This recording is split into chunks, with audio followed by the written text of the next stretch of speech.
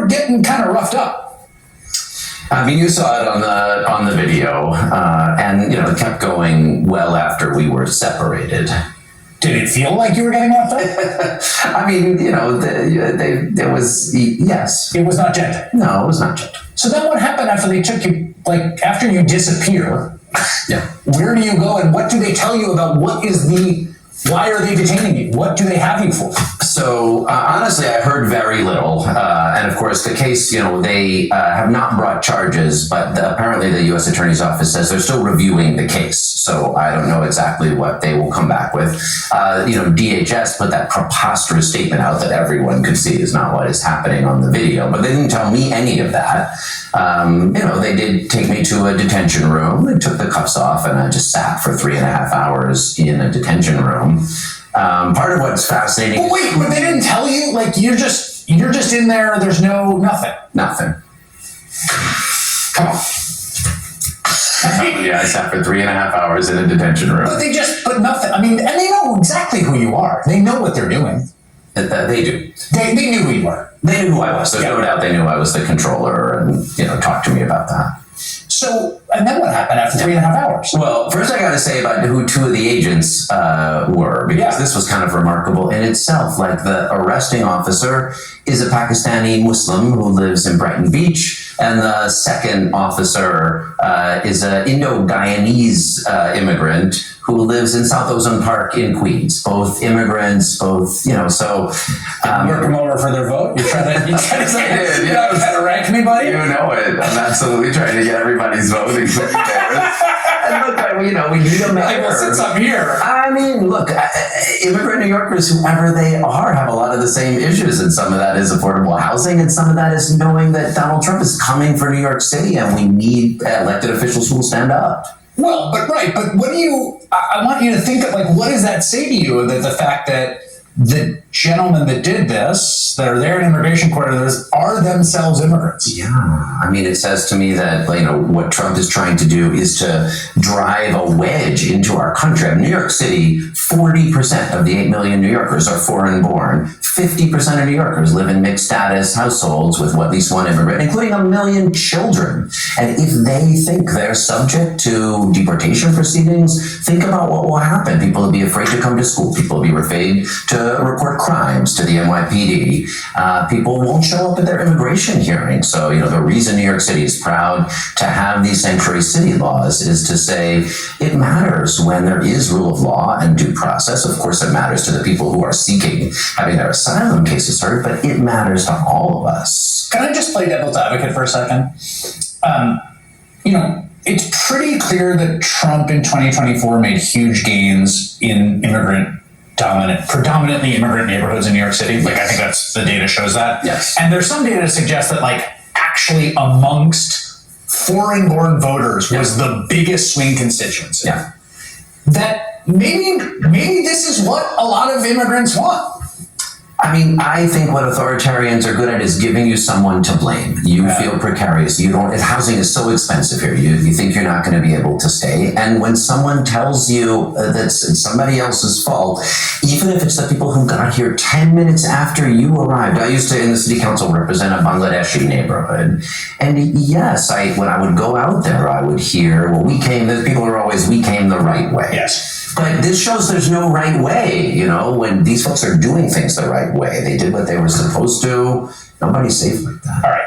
You mentioned the statement by DHS in which they accuse you of assaulting a police officer or a law enforcement officer. Did you assault law enforcement? Okay. No, I mean, people can see with their own eyes the video. That's the whole video that you showed. I have another statement here, and it's really, I think it tops DHS. Comes from the current mayor of New York, who I should say is running for re-election. You're running against him, so there's a political context here. But we've got a whole who's who of New York politicians, including people who are running against you, including former Governor Andrew Cuomo, who you have been very critical of. He's been very critical of you, saying what you did today was right. It was outrageous what happened to you. I want to read you what the mayor said. I will let go when you show me the judicial warrant.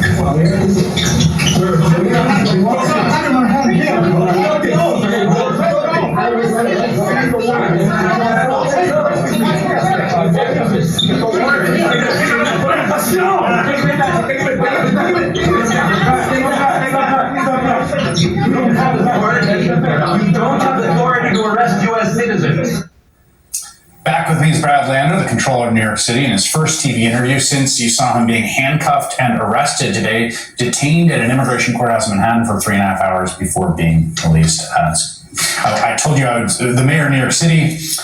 This is from a report in, again, that fantastic publication, The City, which I really admire. Bradlander detained by mass federal agents inside immigration court. A spokeswoman for Mayor Eric Adams, who has vowed not to publicly criticize Donald Trump because, of course, the administration made sure to drop his pending federal felony case, responded to the incident in a statement a spokesperson sent to New York Post 4 hours after the controller's arrest, saying, quote, "Today should not be about Bradlander." I mean, it's very rare that I might even agree with Eric Adams. Today should be about Edgardo, the New Yorker who they've arrested and deported today. Whose whereabouts we don't know. Who's probably not in New York anymore. We have no idea. And Zed the same. But Eric Adams hasn't said one word about Edgardo's due process rights or Zed's due process rights, and instead is humiliating our city in the most gross way possible in a deal with Donald Trump to facilitate deportation.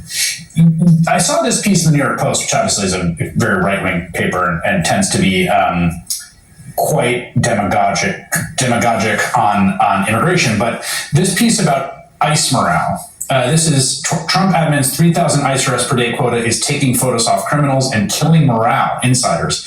All that matters is numbers, pure numbers, quantity over quality, one immigrations and custom enforcement insider told the Post. I've seen similar reporting from inside the agency. I asked people today about their shifts, just as one does. How long have you been on? And they're like, we're working all the time.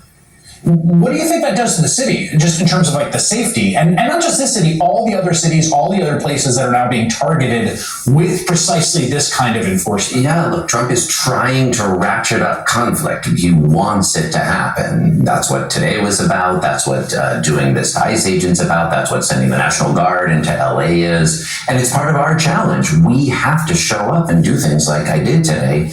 And we have to find ways to do it that are de-escalating, because we can't allow them to use conflict and violence to turn it into a police state. Well, that's really the question, right? Like, I think there's some line of thinking that says Ras Baraka, mayor of Newark, Congressman McIver, who was not arrested at the time, but then subsequently charged by DHS, Alex Padilla, arrested or handcuffed and put on the floor, you today, that these are Democratic politicians picking these fights, making a stand, causing a ruckus for political purposes, either for their own political interests or to raise the salience of the issue. The other side of this argument would be like, these people are out of control and they're initiating it. Like, when you woke up today, were you trying to get arrested? I mean, I had hoped what would happen was what happened last week and the week before, that I could walk peacefully out of the building with these families so they could reunite with their kids and continue to make their application for asylum. That is all I wanted. So you think, you can't know. But does it feel to you like they made the decision for this to be? When you just read that part from The City about what the agent said a couple of minutes before about talking about arresting me, I had not heard that before you just reported it. I didn't hear that at the time. But what I can see is that Trump is trying to escalate conflict. He wants to bait and provoke, and we have to find a way. I mean, look, this is what the nonviolent tradition is. You find a way to bear witness, to accompany people, and to do it in ways that don't escalate violence or conflict. That is our challenge. How did you get out? Like, you're there for 3.5 hours, and then who comes in to be like... In this case, I will say Governor Hochul. They came in and said, okay, the governor came to be released. The governor is here. And she showed up, and they, then let me out of the detention room, gave me back my phone and my tie, which I didn't wear here. And then the governor was there, and we walked out of the building together. Do you think you would have, absent the government's intervention? How would I know? I have no idea. Is this the last time that you will be in that court, or are you going to go back? I will absolutely go back, and I urge other people to do it as well. The organization I did it with is called Immigrant Arc. They're here in New York City. I'm guessing there's places like it around the country. They train you. They, explain what's going on. You can provide a little information, kind of know your rights cards to people, because they don't have lawyers or anybody advising them. And then, both bearing witness in the courtrooms and doing this accompanying work. You'll be back. I'll be back. Badlander, who's the controller of New York City. He's a candidate for mayor in the Democratic Party as well. Thank you for making time for us. Thank you, Chris. Really appreciate it.